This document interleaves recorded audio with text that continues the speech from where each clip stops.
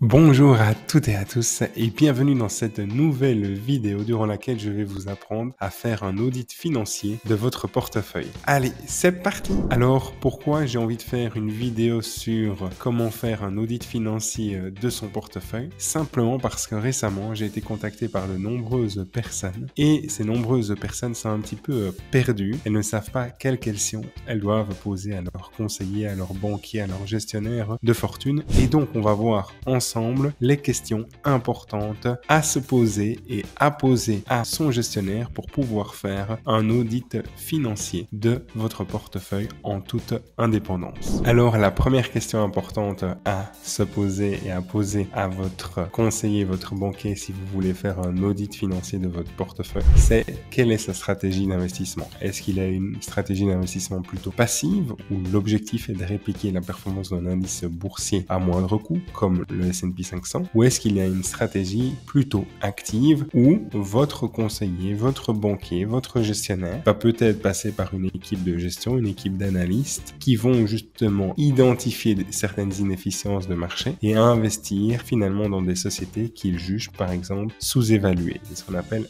la gestion active. Et la gestion active finalement elle a pour objectif in fine d'essayer de battre la bourse à long terme, chose qui est extrêmement difficile comme on l'a déjà vu dans plusieurs vidéos. Donc, est-ce que votre gestionnaire est actif ou passif? Et j'aime bien montrer cette illustration qui montre clairement que le gestionnaire actif, il est fort occupé pour essayer d'identifier des inefficiences de marché, essayer de battre la bourse, alors que le gestionnaire plutôt passif, il est sur son transat au soleil, en sirotant un cocktail et en investissant à très long terme. La deuxième question importante à se poser, c'est dans quoi votre gestionnaire investit? Quelle est son allocation d'actifs? Est-ce qu'il détient des obligations qui vont servir de coussin de sécurité? Est-ce que les obligations sont de bonne qualité? Est-ce qu'il détient la majorité, voire la totalité d'actions? Quelle est sa répartition géographique? Comme on peut le voir sur l'illustration, l'Amérique du Nord représente plus de 45% de la capitalisation boursière mondiale. Quelle est l'exposition de votre gestionnaire à l'Amérique du Nord? Est-ce qu'il y a certains secteurs qu'il évite ou certains secteurs qu'il n'évite pas? Et est-ce qu'il investit uniquement dans des grosses sociétés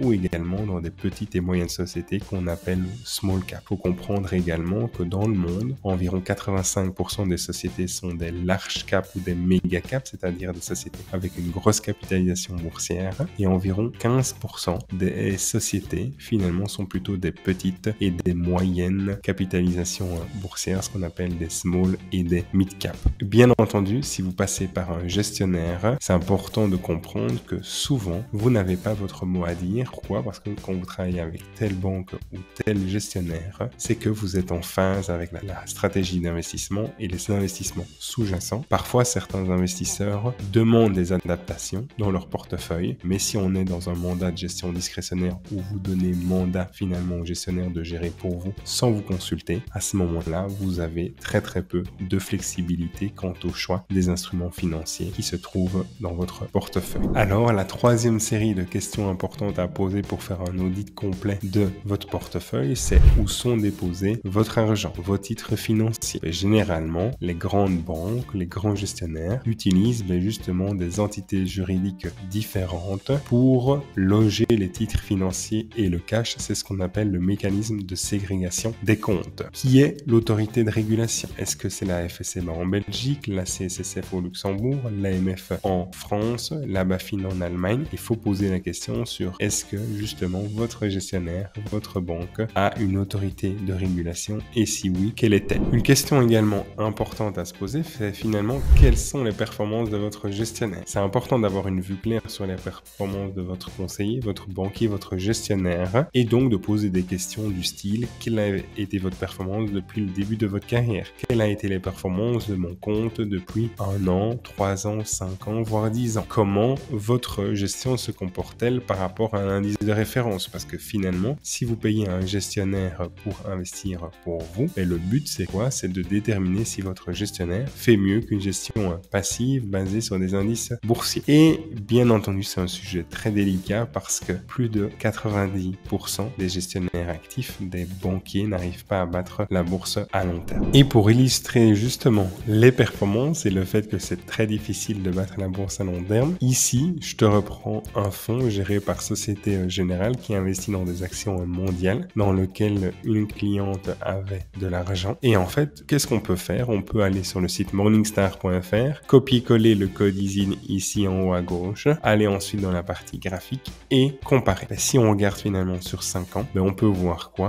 Que le fonds d'investissement en bleu foncé a une performance d'environ 43%, ce qui est plus ou moins la même chose que l'indice médian représenté par ici Morningstar, les actions internationales grande capitalisation boursière mixte. Donc ça, c'est la catégorie Morningstar. Et on voit en rouge quoi? On voit un indice boursier, le MSCI ACWI, ça veut dire le All Country Worldwide Index. C'est comme le MSCI World, sauf que ça tient compte en plus un petit peu des pays émergents. Et on voit que cet indice-là a gagné 58% depuis 5 ans, alors que le fonds actif a gagné que 43%. Si on prend sur 10 ans, on voit une différence assez significative, puisque on part de 10 000 euros et après 10 ans sur le fonds géré par Société Générale, on est environ à 20 000 euros, donc une performance de 100%, alors que pour un ETF géré passivement qui suivrait cet indice-là, on se rend compte qu'on aurait vu finalement l'évolution des 10 000 euros passer à plus de 25 000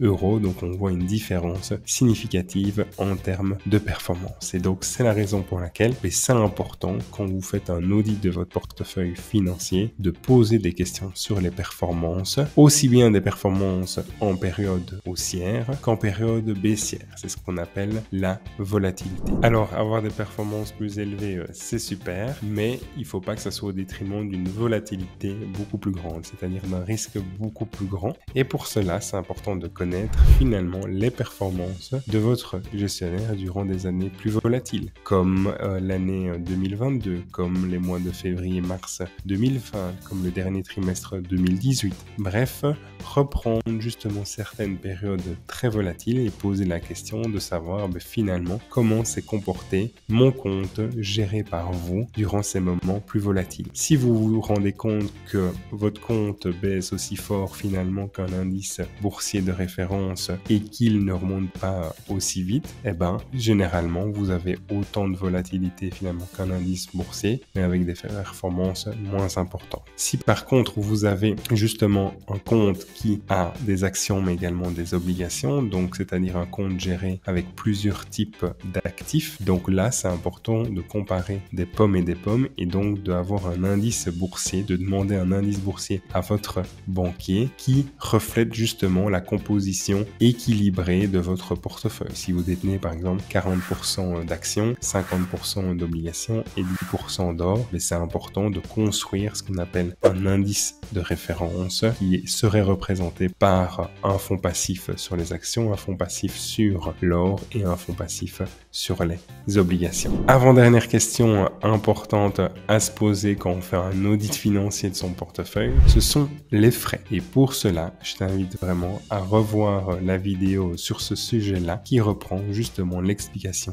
des frais directs et des frais indirects. Et la dernière question, ça va être finalement, si on passe par un gestionnaire, quel va être le minimum d'investissement? Est-ce que tous les types de comptes vont être disponibles, puisque généralement chez un gestionnaire, un compte joint est disponible, un compte société est disponible, un compte individuel est disponible, chose qui n'est pas toujours le cas au travers de plateformes d'investissement en ligne. Donc poser toutes ces questions-là vous permettra finalement de faire un audit complet de votre portefeuille et d'y voir beaucoup plus clair sur la valeur ajoutée ou non de votre conseiller, de votre banquier, de votre gestionnaire de fortune. Si on fait le récap des questions à poser à votre conseiller pour faire un audit financier de votre portefeuille, c'est quelle est sa stratégie d'investissement, dans quoi il investit, quelles sont ses performances à moyen long terme, quelles sont les performances durant des périodes volatiles plus importantes, qui est l'autorité de régulation, où vont être déposés votre cash et vos comptes financiers, et finalement, quels sont les frais. Et justement, sur les frais, pour ma part, j'ai pris la décision d'investir dans des ETF tous les mois via un Trade Republic. Pourquoi dans des ETF? Simplement parce que ça me permet de diminuer fortement mes frais et d'être investi massivement dans la gestion passive, puisque j'ai la croyance qu'il est très difficile de battre la bourse à moyen long terme. C'est pour ça que mon portefeuille, à l'heure d'enregistrer cette vidéo, détient